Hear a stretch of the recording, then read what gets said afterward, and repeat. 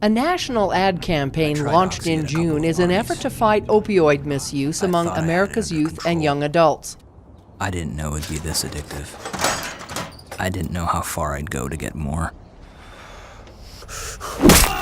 In 2015, over 70% of all overdose deaths among those ages 15 to 24 involved an opioid. We are experiencing a significant public health crisis, one of the greatest medical crises of our time. The Community Anti-Drug Coalitions of America has been instrumental in putting out strong prevention messages. During the 17th annual mid-year conference, CADCA coalition members gathered in Florida to learn more about how to stop these numbers from continuing to climb, especially among youth. I'm inviting you to engage with the youth here this week.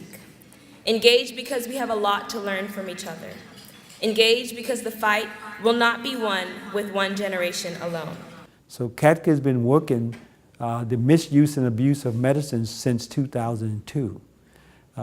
We finally got some national attention a few years ago when CDC, the Center for Disease Control, called it an epidemic. While the drug of choice has changed over the years, the problems with abuse continue to go up. This year alone, more than $2 billion is being distributed to states to address the nationwide drug problem. Nearly 64,000 people died of drug overdoses in 2016.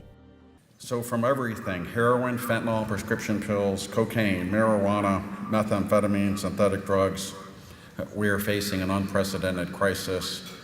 2017, it appears the number will be 72,000 people who have died from a drug overdose. Drug overdose deaths from prescription opioids increased fivefold from 1999 to 2016. Major General Arthur Dean has been fighting the war on drugs for more than 20 years. As CADCA's chairman and CEO, Major Dean believes more money needs to be spent on prevention. The Drug-Free Communities Program has grown from $10 million in 1998 to $99 million in 2018. What a success. And we need more money to grow the program even larger, and we will continue to do that.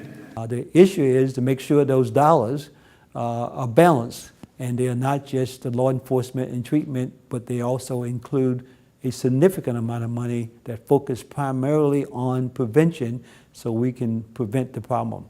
But not everyone is excited about the recent nationwide ad initiative. Some believe this isn't the reason the abuse exists, and that scare tactics don't work. And we do know in prevention, the science shows that scare tactics simply don't work. They're dangerous and oftentimes have the opposite effect. In fact, you can see increases in use rather than decreases. And so we're very aware of the idea that this is a scare tactic. And we're not trying to make it that at all. It's the reality. And so we are working hard to make sure that all of the messaging going forward conveys all the different parts of this problem. Since the opioid crisis was declared a nationwide public health emergency last fall, President Trump has elevated a call to action.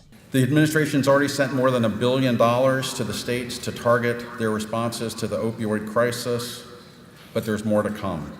In March, the president unveiled his bold initiative to stop opioid abuse and reduce drug supply and demand. Second, President Trump wants to cut the flow of all drugs across our borders and into our communities. The fact that it's so easy to find illicit opioids online makes addressing this crisis even tougher.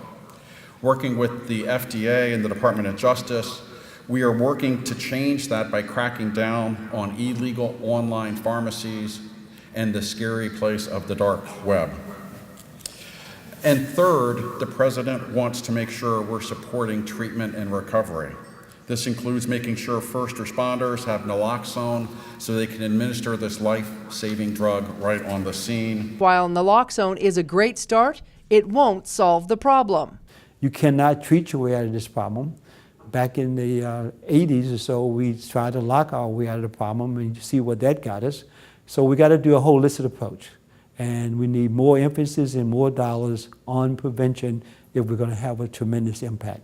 Statistics over the years continue to show larger reductions in use among youth residing in drug-free communities. We've had a lot of success. We started out with the focus just on prescription drugs and underage drinking. And when we work with cohorts across the nation, we find that our underage drinking rates are way lower. Building coalitions in over 30 countries around the world, CADCA continues to give support and outreach. CADCA currently has 720 nationally funded coalitions, but altogether there are more than 5,000 coalitions nationwide and internationally. We are in Ecuador just recently, Uruguay. We also went to Mauritius, the island right off of Africa in the Indian Ocean. And Costa Rica is a relatively new one as well. Some of the long-standing countries we've been working in are like Honduras, Peru, Mexico, and others. With the help of coalitions and ad campaigns focusing on the problems, the hope is to educate and put more efforts into prevention before it becomes a problem in the future. We believe that you can delay use, you can begin to have an impact on it, but you got to do it one community at a time, and you got to have the leadership necessary to make it happen. In Florida, from the CADCA conference, Melissa Anderson, CEC News.